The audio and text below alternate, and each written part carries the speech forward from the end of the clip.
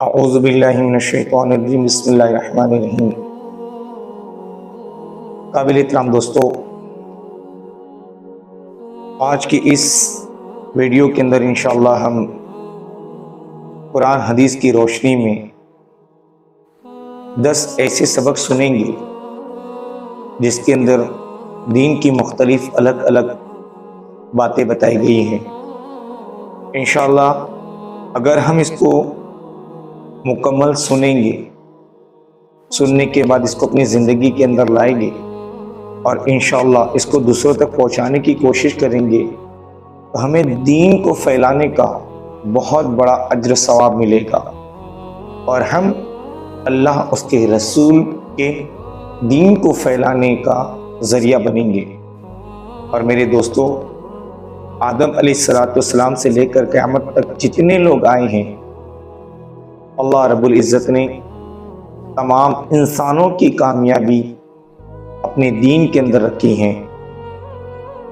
چونکہ 1,24,000 انبیاء صلی اللہ اس دنیا کے اندر تشریف لائے اور آخر میں ہمارے پیارے آقا حضرت محمد صلی اللہ علیہ وسلم تشریف لائے۔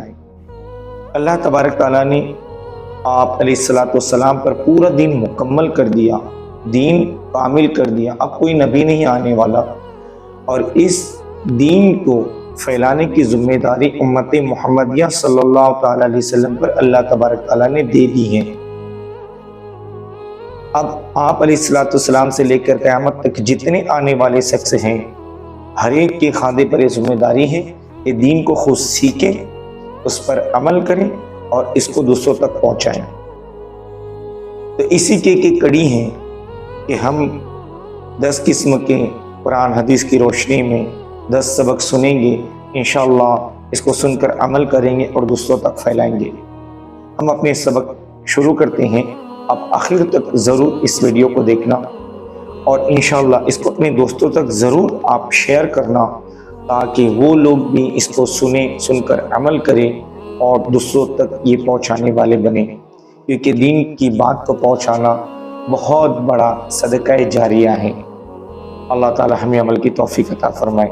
بسم اللہ الرحمن الرحیم۔ سبق نمبر 1، اسلامی تاریخ۔ قوم سمود۔ قوم سمود کا ذکر قرآن مجید میں تقریباً 23 مرتبہ آیا ہے۔ قوم عاد کی ہلاکت کے بعد یہ عرب کی ایک مشہور اور بہت پرانی قوم ہے۔ اس کا نسب حضرت نوح علیہ السلام کے بیٹے سام سے ملتا ہے۔ حجاز اور شام کے درمیان وادی قرا کے میدان میں ان کی آبادیاں تھیں، جن کے کھنڈرات و نشانات آج بھی موجود ہیں۔ ان کا دارالحکومت مقام ہجر میں تھا۔ مقام ہجر میں تھا، جیسے اب مدائن صالح کہتے ہیں، اس قوم کا زمانہ حضرت ابراہیم علیہ السلام سے پہلے کا ہے۔ یہ اپنے وقت کی مہذب، ترقی یافتہ، طاقتور اور بڑی مالدار قوم تھی۔ پہاڑوں کو تراش کر بڑی بڑی عمارتیں بنانا اور سنگ تراشوں کو بھاری مزدوری دے کر بڑے بڑے بت بنوانا ان کی زندگی کا پسندیدہ کام تھا۔ ان کے دلوں میں بتوں کی اتنی عقیدت اور محبت تھی کہ اللہ تعالیٰ کو چھوڑ کر انہی کو پوجا کو اپنی نجات کا ذریعہ سمجھنے لگے تھے۔ جبکہ اس قوم کی شرک و بدعت پرستی حد سے بڑھ گئی، اللہ تعالیٰ نے ان کی ہدایت و اصلاح کے لیے حضرت صالح علیہ السلام کو رسول بنا کر بھیجا۔ قابل احترام دوستو، جب بھی کسی قوم میں بگاڑ آتا، اللہ تبارک و تعالیٰ ان کو سمجھانے کے لیے اپنے برگزیدہ بندے کسی نہ کسی نبی کو ان کی اصلاح کے لیے بھیجا کرتے تھے۔ اسی طرح سے ہر قوم کے اندر 1,24,000 انبیاء صلی اللہ علیہ وسلم تشریف لائے۔ سبق نمبر 2، حضور صلی اللہ علیہ وسلم کا معجزہ۔ سب سے بڑا معجزہ قرآن ہے۔ قرآن کریم سب سے بڑا معجزہ ہے جو آپ صلی اللہ علیہ وسلم کو دیا گیا۔ خود رسول کریم صلی اللہ علیہ وسلم فرماتے ہیں، جتنے پیغمبر گزرے ہیں ان میں سے ہر ایک کو ایسے معجزے دیے گئے جن کو دیکھ کر لوگ ایمان لائیں بعد کے زمانے میں ان کا کوئی اثر نہ رہا، اور مجھ کو جو معجزہ اللہ تعالیٰ نے دیا وہ قرآن ہے، جس کو وحی کے ذریعے مجھ پر اتارا ہے، اس کا اثر قیامت تک باقی رہے گا۔ تو مجھے امید ہے کہ قیامت کے دن میرے ماننے والوں کی تعداد دوسرے پیغمبروں کے ماننے والوں سے زیادہ ہوگی۔ سبق نمبر 3، ایک فرض کے بارے میں، نماز میں قبلہ کی طرف رخ کرنا۔